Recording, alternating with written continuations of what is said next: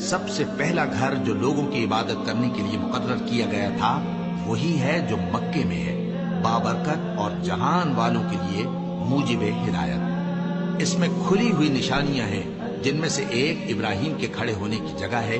جو شخص اس مبارک گھر میں داخل ہوا اس نے امن پا لیا، اور لوگوں پر اللہ کا حق یعنی فرض ہے کہ جو اس گھر تک جانے کا مقدور رکھے وہ اس کا حج کرے، اور جو اس حکم کی تعمیل نہ کرے گا تو اللہ بھی اہل عالم سے بے نیاز ہے۔ کہو کہ اے اہل کتاب، تم اللہ کی آیتوں سے کیوں کفر کرتے ہو جبکہ اللہ تمہارے سب اعمال سے باخبر ہے؟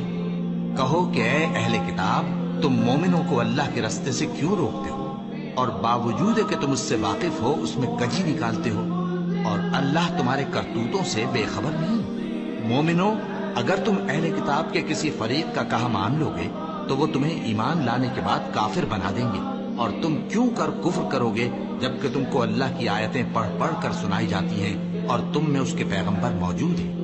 اور جس نے اللہ کی رسی کو مضبوط پکڑ لیا وہ سیدھے رستے لگ گیا۔